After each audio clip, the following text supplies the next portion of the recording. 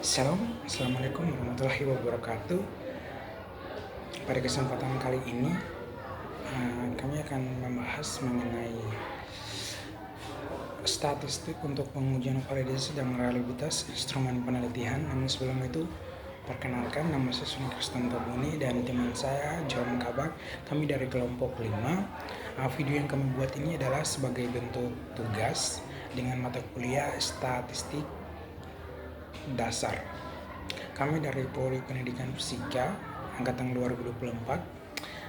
Langsung saja dengan topik pembahasan yang akan kita bahas adalah statistik untuk pengujian validitas dan reliabilitas instrumen penelitian.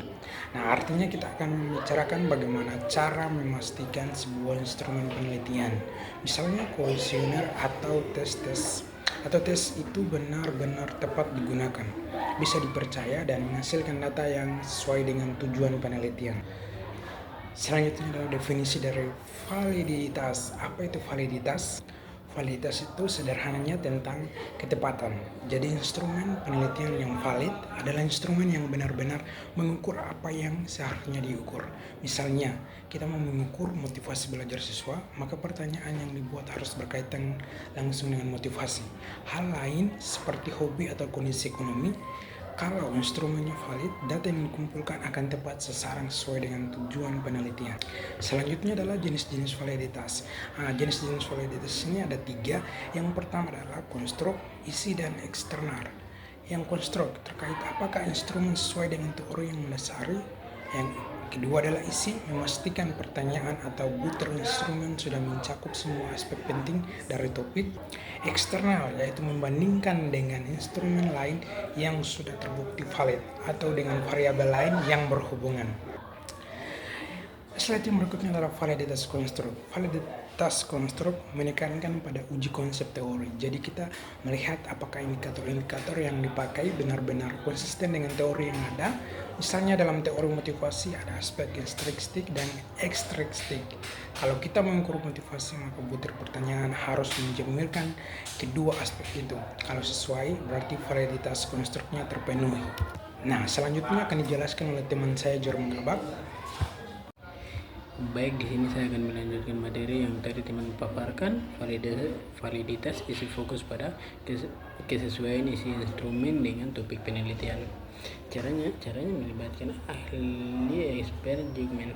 Jadi instrumen dicetak apakah semua pertanyaan sudah mewakili aspek yang harus diukur.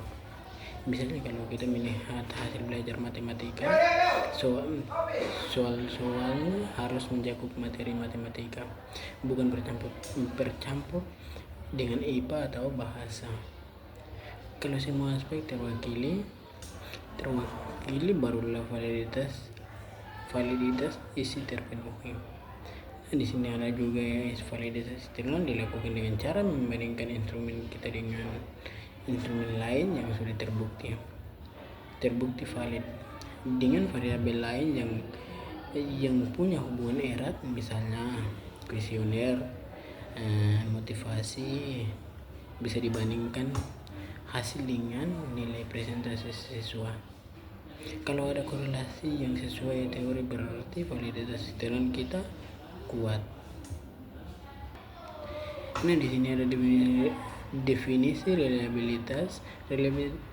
Reliabilitas artinya keandalan atau konsistensi. Kalau validitas menekankan tepat sasaran, reliabilitas menekankan hasil yang konsisten. Jadi kalau instrumen dipakai berkali-kali dalam kondisi sama, hasilnya tetap stabil. Contohnya timbangan badan, kalau setiap kali dipakai hasilnya sama, berarti reliable. Tapi kalau angkanya berubah-ubah padahal berat badannya sama, itu tidak reliable. Nah, di sini ada jenis-jenis reliabilitas. Ada beberapa jenis reliabilitas. Ekuivalen yaitu membandingkan dua bentuk instrumen yang setara. gabungan, yaitu memakai kombinasi dari sebagai metode untuk menguji reliabilitas, internal konsistensi, melibat konsistensi antar butir dalam satu instrumen. Biasanya dihitung dengan Krupak alpha test. Adapun tes rest test menguji dengan memberi tes yang sama di waktu berbeda, lalu melihat apakah hasilnya konsisten. Semua jenis itu tujuan sama, memastikan alat ukur kita benar-benar bisa dipercaya.